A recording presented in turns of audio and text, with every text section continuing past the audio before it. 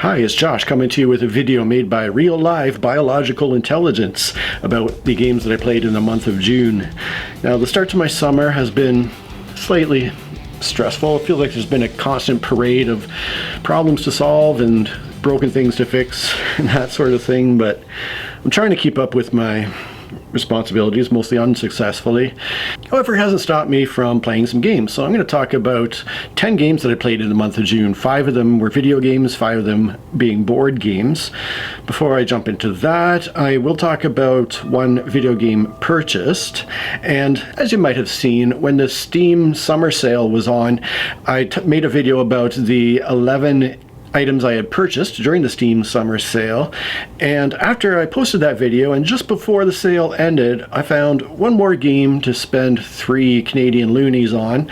So I picked up a game called Bastion, and the reason I did so was because of another game that I had picked up during the sale called Grim Dawn. It's one that I mentioned in that previous video, and I said that I had played around just very briefly, probably less than an hour so far, and thought it was pretty interesting. And so the reason I went and picked up Bastion was, like I said, it's a similar style of game in that it is a top-down, isometric, action-adventure RPG type of game. And it was made by a company called Supergiant Games, who also went on to create the 2 games that are largely considered to be the very best games of that particular genre, Hades and Hades 2. Now, Bastion was, according to Steam, released in 2011, whereas Hades was 2020 and Hades 2 was 2025, and the ratings indicate that, like I said, Hades and Hades 2 are the best of the genre. They are considered overwhelmingly positive on the Steam ratings. And so why didn't I just go ahead and pick up Hades? Why did I pick up Bastion instead? Well, it really all came down to the look of the game. Something about the art style really drew me into Bastion. And there's just one thing that I don't particularly like about certain video games, and that is any game that has a actually physically dark atmosphere where you're running around in the dark. You can only really clearly see things that are lighted by torches and that sort of thing. And I'm operating with eyeballs that are 50 years old now. I don't want to be having to squint into the shadows trying to see exactly what's in there when I'm playing a game. Even with a game such as Enshrouded, for instance, I don't like it when it's nighttime and I'm having to fumble around in the dark with my torch trying to see what's happening. I'm just really drawn to, and I don't know if it's part of the escapism that I seek in video games, but I'm really drawn to really beautiful, bright, colorful worlds that just make me happy to be in. And so that's why a game like Grim Dawn, while it looks interesting, doesn't really draw me in as much as it could. That's why the Hades games I'm not feeling super drawn to, but Bastion, on the other hand, is one that I thought was worth spending $3 on anyway. So that is one that I picked up. Once again, thanks to my Patreon supporters who allow me to have a fun budget to spend on myself to buy these games. Just a really big thank you to Mojo Dam, Saver Girl, Adam W, Joanna N, Osmondus Pervect, and Abe O for your support. It means the world to me. But let's get into the video games that I actually played in June. I'm going to go through these 5 games in order of my lowest rated to the highest rated of the games. I'm going to start with a game called Aviassembly, which I've talked about in the past because this is now the 3rd time that I have downloaded the game to a new device and started it right from scratch again, because it's one of these games that when you take it off, when you uninstall it and then reinstall it, it seems to wipe out all your progress and you have to start again. It doesn't seem to save it to a cloud or anything like a lot of the games on Steam do. So apparently I thought enough of the game to start it for a 3rd time. Part of that being I didn't really make a great deal of progress in either of the 2 previous times. But it's just a really chill flying game. I've always been fascinated by aviation, so a game where I get to actually build my own aircraft and fly around without a huge amount of pressure is kind of appealing to me. And now that I'm 10 hours into the experience over the course of those 3 plays, I've finally progressed beyond the first little area, the first island you start on, and where you're just doing little flights here and there to complete missions. I got my aircraft to a point where it can fly further afield and I can explore a bit more, so it's fun to have a better flying aircraft. and to be able to look around the world a little bit more. I don't know how long the game will hold my attention necessarily, but I rate it a 6.5 out of 10 as being a good game, one that is fun to come to, and just, especially when I don't have a lot of time to play, I can just pop out a few flights and enjoy myself for a little bit. Moving on now to a game called Age of Mythology Retold. One thing I talked a fair bit about in my last monthly roundup of games played was the fact that I've really been searching for a big grand strategy kind of conquer the world game where I can build up my civilization and expand and conquer, sort of a 4X game that isn't overly simplistic like Battle of Polytopia, but also isn't just a huge spreadsheet game like a lot of these big games are. So I also have this nostalgia for the Age of Empires series because, again, like I mentioned in the past, Age of Empires 2 was one of the games that I was playing a fair bit before I pretty much walked away from video gaming and started doing board gaming exclusively. Now, I did also mention that initially when I got into Age of Empires 4, the real-time aspect totally crushed me. I couldn't get anywhere with it. However, I decided to give it one more chance. I got Age of Mythology installed, and one thing that's fantastic about this game is that there are lots of settings that allow you to very much customize each of the individual opponents that you're playing with in the world. So you can have one opponent, for example, that's just completely passive, that just builds up some buildings and just hangs out and doesn't do much. You can have another civ that is more aggressive, or one that is more towards sieging, coming after your buildings and stuff. So you can really tailor your experience, and that, along with the all-important pause button to slow down that real-time experience, did allow me to craft the type of experience I was looking for the most part. So here's the rating that I wrote on Steam for Age of Mythology Retold. I was quite an avid Age of Empire 2 fan back in the early 2000s, but this is the first time I've played Mythology, and I'm really enjoying the mythological twist on the game. Now that I'm older, I'm not as eager to play real-time strategy games, but the many different settings allow you to customize how easy or difficult your experience is, which is great. This is definitely a fun game to play for a while at least, but because it's somewhat lacking in overall depth, after you've experienced what the game has to offer, it starts to feel like a bit of a slog.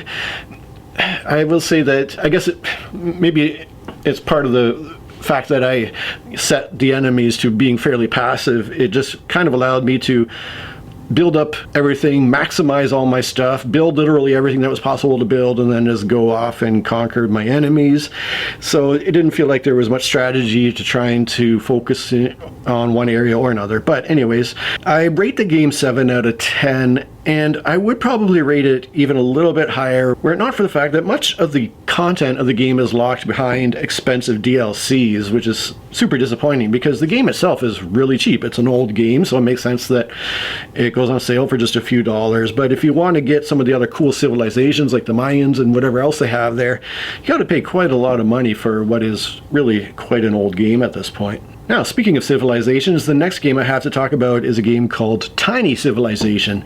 But don't let that civilization thing give the wrong impression, because at its heart, the game is more or less a relatively simple puzzle game that looks like the type of mobile game people would sit and play on their phones, although I've never really done that on my phone, so I can't say for sure how close that type of experience is. But at its heart, it's a match 3 things in a row to get them to disappear or upgrade and give you points and other things.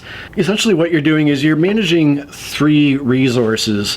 You are a civilization where you're starting in the ancient age and progressing to modern times, and in order to progress and ultimately win the game by getting to the end of that progression, you have to advance your civilization's culture. So culture is the resource you need to advance the game to its end to win the game. But in order to survive over time, you need to get food. So food is the other major resource that you have to be constantly collecting, because if you run out of food, your game will be over. Essentially, your civilization will die and you will not have succeeded in getting to the end. So it could be argued that food is the most important resource to focus on from moment to moment to make sure you stay alive long enough to advance your culture enough to get to the end of the game.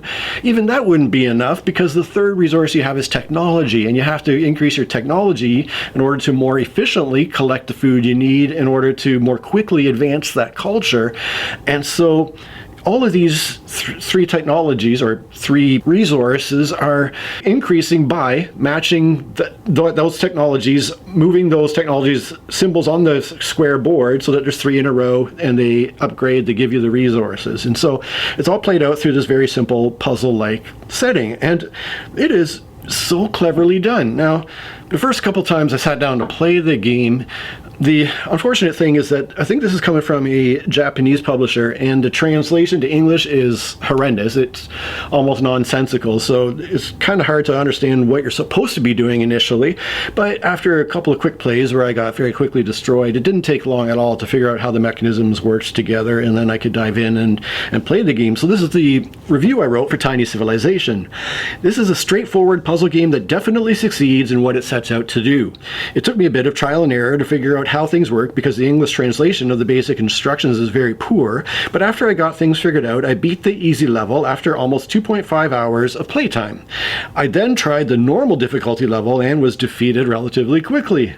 So next, after that, I just thought, let's see what the worst the game has to offer is, and I jumped straight to hell difficulty in hero mode and sweated through nearly 3.5 hours of nail-biting gameplay, not in one sitting, over the course of many sittings, before finally emerging victorious. So yes, I beat the hardest mode in the game.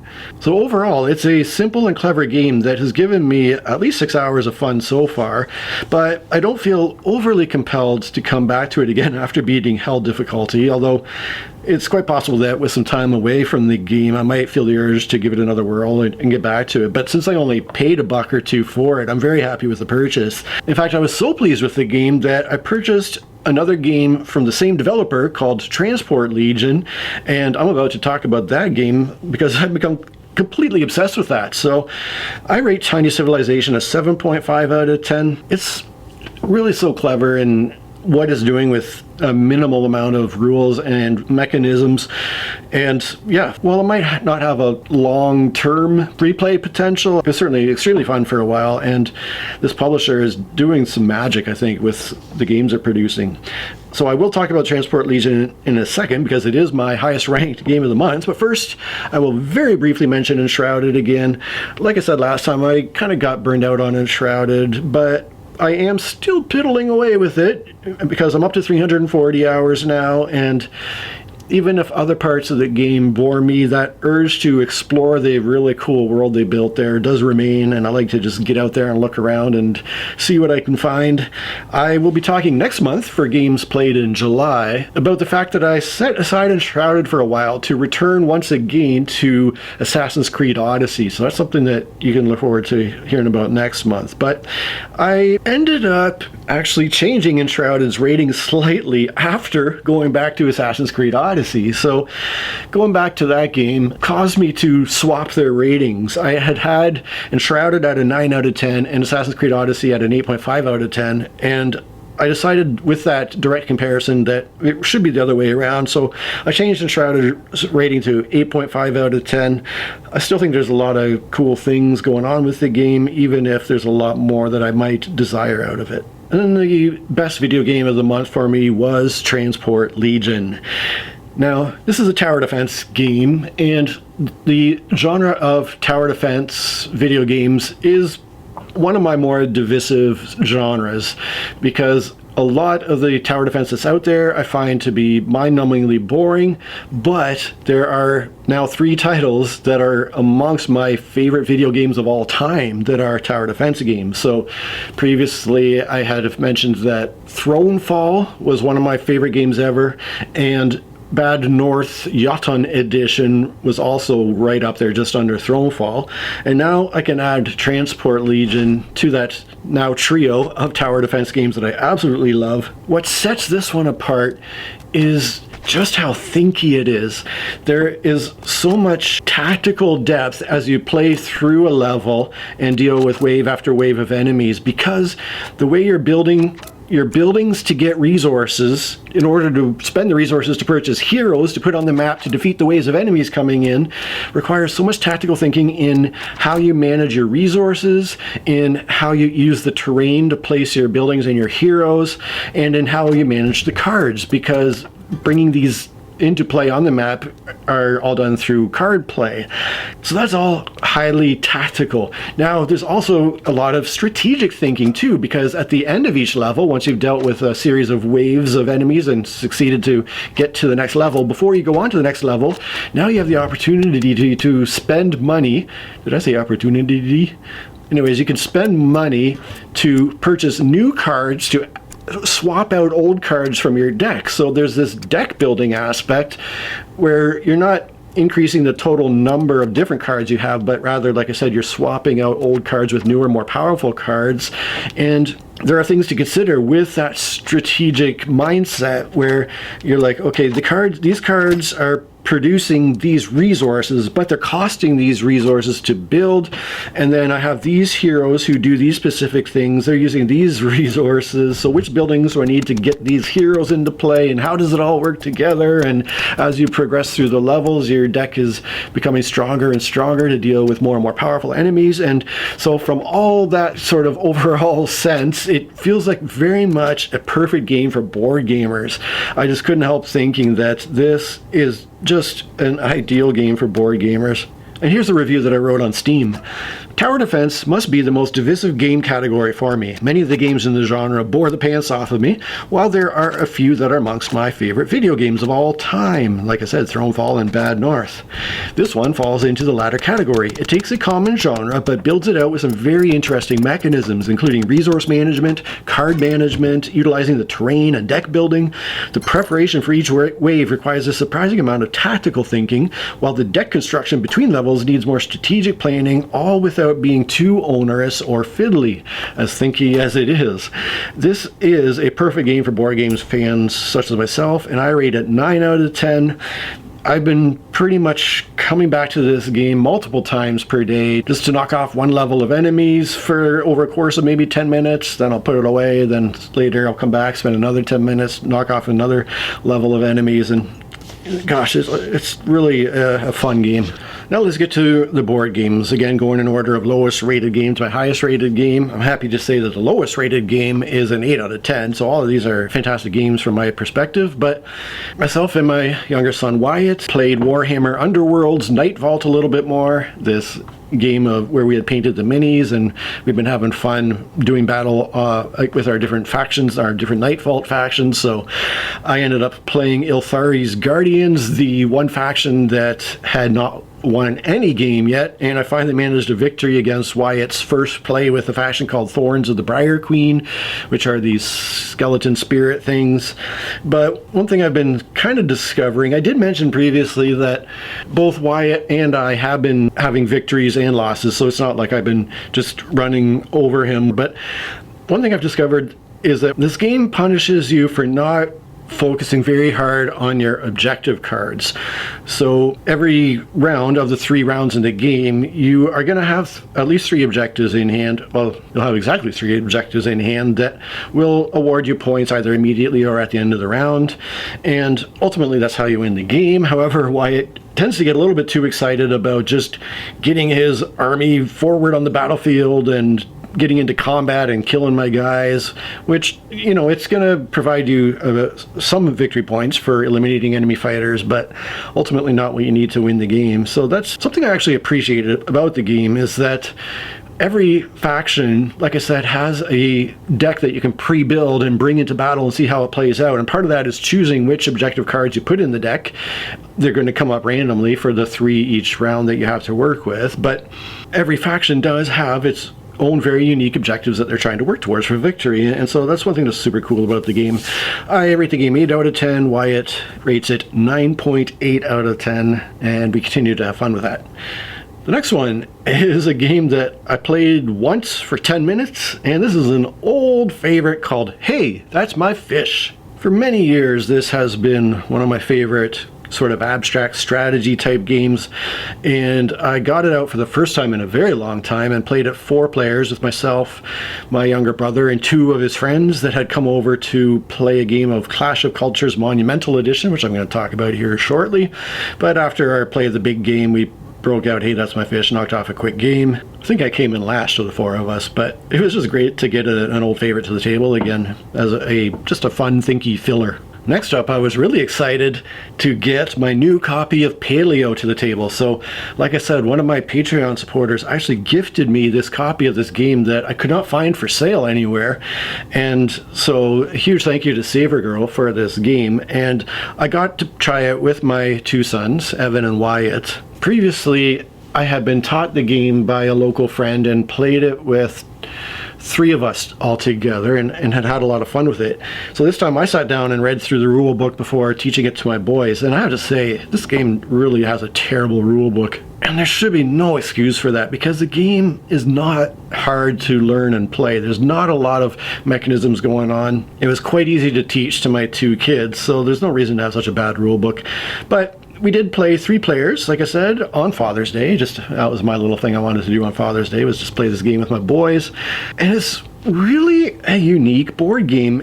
And in fact, it's of a style that is reminiscent of video games, in that it is a survival, crafting, exploration, adventure game, but it's all done in board game format instead of what you might expect on the computer there. But it, like I said, it's very light, but despite the fact that it has not a lot of mechanisms or rules to learn, it is somehow extremely thematic. So there was, without spoiling anything from the first adventure, because the game is divided up into, well, there are 10 modules in the game, and typically you mix 2 of them together to create an adventure to play, and the game suggests, I think it gives you 5 or 7 combos of adventures you can work through, from easy to harder. So in that sense, there is a sense of new exploration and new things going on. I have not played anything other than the first adventure so far, so I'm excited to see what comes up later. But what was I about to talk about when I started getting into all that? Well, yeah, I don't want to spoil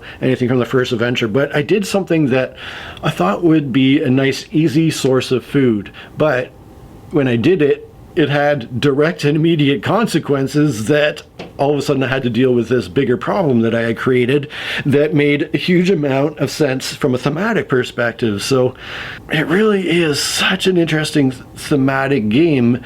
You really do feel like you're a small group of prehistoric cave people just struggling to get the food you need to get through the day, and at the same time trying to complete some wider objectives to win the game. Now, having said that though, there really is not much in the way of tough tactical decisions to be made from turn to turn. It's more really of an experience game, and what's cool about it too is that it really is a true cooperative experience, in that succeeding in the game really requires players to help each other, to combine resources in specific ways, and to figure out how to meet each challenge as it arises. So yeah, it might not burn your brain with super tactical thinking or anything like that, but it is going to be a fun experience to enjoy with other people. Oh, here I have, yeah, there are 10 small card packs where you generally combine 2 of them, although there's one instance where the game suggests, I think the very last one combines 3 of these modules to create a scenario. So there's tons to explore. I hope I get a chance to do so with my kids. Oh, and besides that, there does seem to also be a bunch of expansions that were released for the game. So I don't know if those are as hard to get hold of as the actual base game itself, but you know, if we ever get through the base game, this seems to be a lot more we can explore if we really want to. That being said, I enjoyed the game a little bit more than my kids. I rate the game 8.5 out of 10. Wyatt, my younger son, had given it a 7 out of 10, which for him is, it's fine. It was kind of fun, but not a favorite. And then Evan gave it an 8 out of 10, with the caveat that Evan is my kid who wants to rate every game he plays 10 out of 10 because he just loves games. And so he said to me, I know this seems a lot lower than my normal ratings that are up in the 9s and 10s, but he said it's still an 8 out of 10. I still did enjoy it. So it was nice of him to clarify that for me. All right, second last game, we have the big one of the month. This was Clash of Cultures Monumental Edition, which I played with my youngest brother and 2 of his friends who came over here for a day of 4X Civ gaming in tabletop format. And this is something we have done approximately once a year for the past 3 years, perhaps. This was definitely the 3rd time that the 4 of us had gotten together to play this game, so we had set aside pretty much an entire Saturday to get through the game, which is going to be funny in a minute. The reason we felt we needed the better part of a day was because the first time we played the game with the four of us, it took us 7 hours to finish the game. Of course, all of us, well, I guess the other three guys, I previously played the game, but the other three were learning it for the first time. Our second play had gone relatively quicker. We had completed it in 5.5 hours. This time, well, my brother was playing the Huns, his friends were playing Babylonia and Greece, and I was playing the Celts. And I was quite excited about that because this Monumental Edition is a rework of the original Clash of Cultures. And with the original Clash of Cultures, an expansion had been released called Civilizations that added the unique civilizations to the game. And I had helped out a little bit with the development of that expansion. Specifically, the civilization that I was in charge of was creating the Celts. And so I was really excited to finally sit down and play with the Celts, although the Monumental Edition has changed things from the base game. At least my influence was still in that particular civ. So we sat down, got ready for a day of building up our civs, and my youngest brother, as the Huns, had this ability where he could take just a little level 1 city and he could move his city and march his armies with it, and his level 1 city could produce cavalry. Normally you have to have specific buildings in your city to produce cavalry. So what he did was he slowly marched his level 1 city across the board to his neighbor who was playing the Greeks. He had his army of cavalry.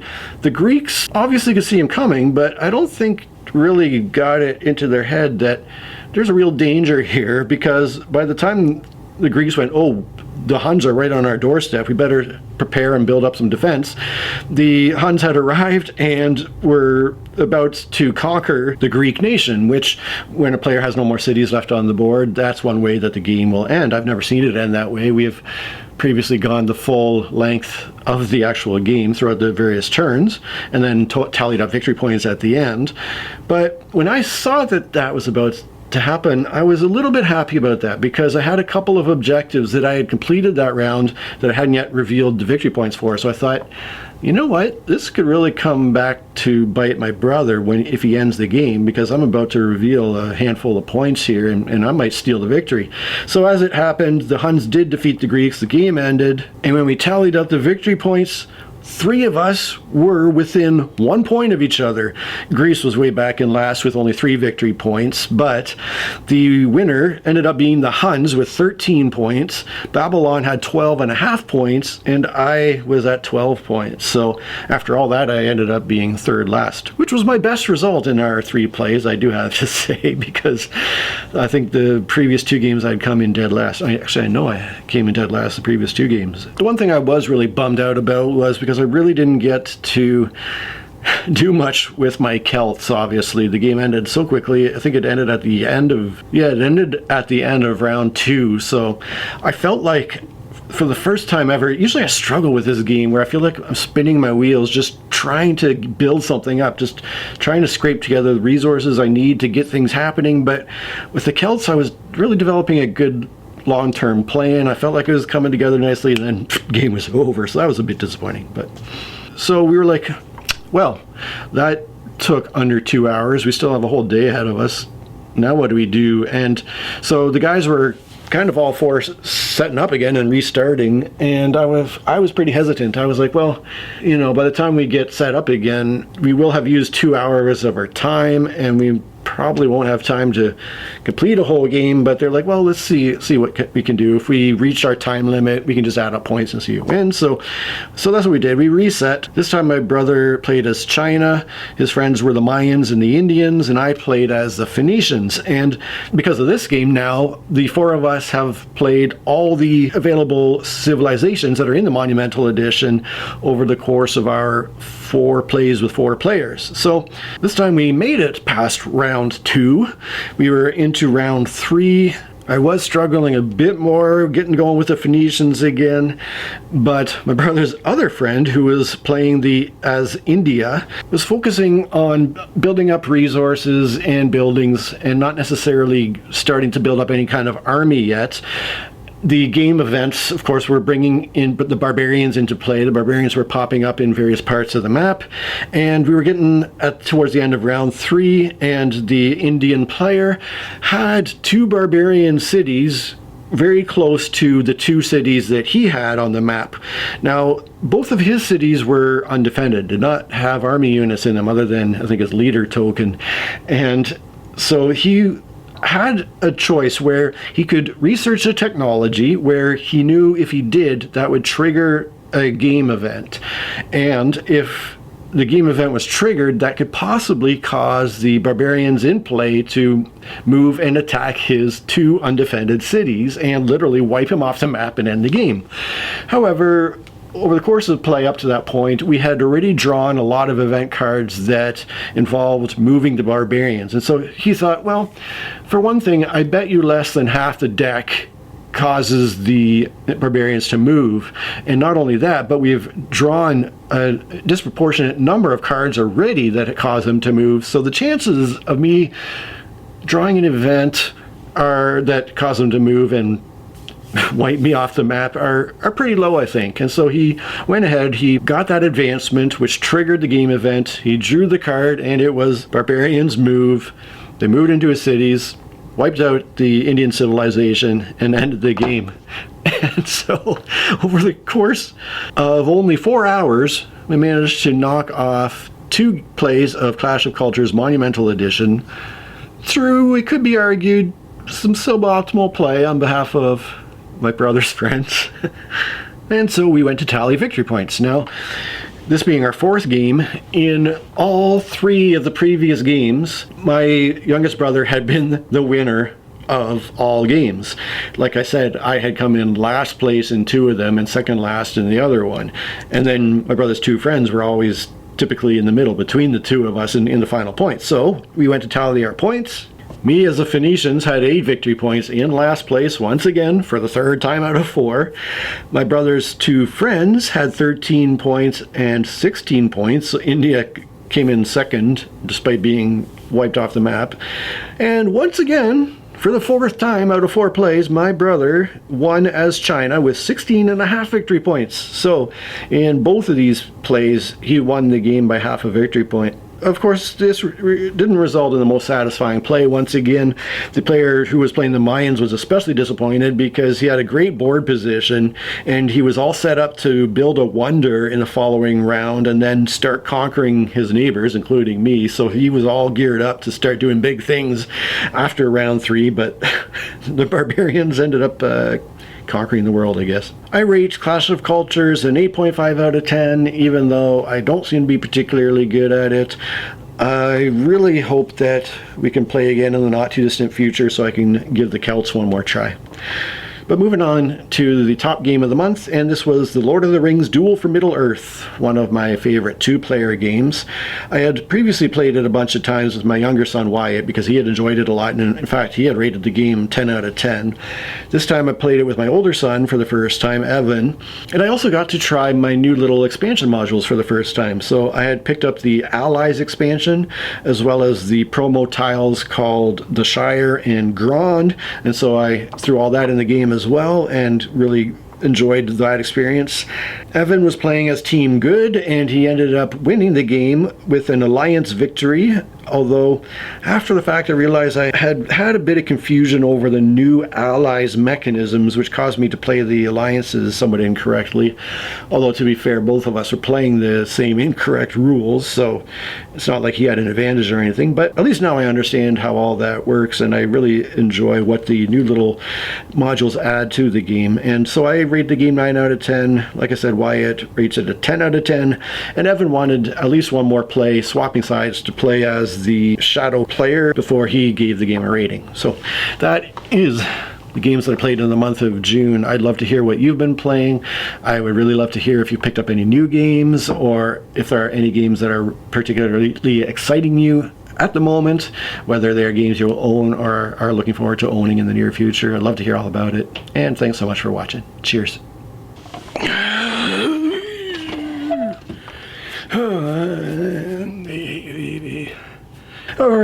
However, I'm having to... I have to just knock off one wave, just to knock off one level of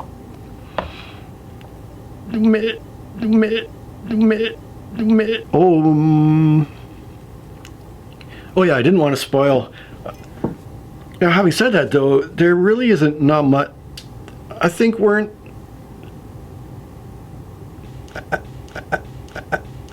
I've. Oh.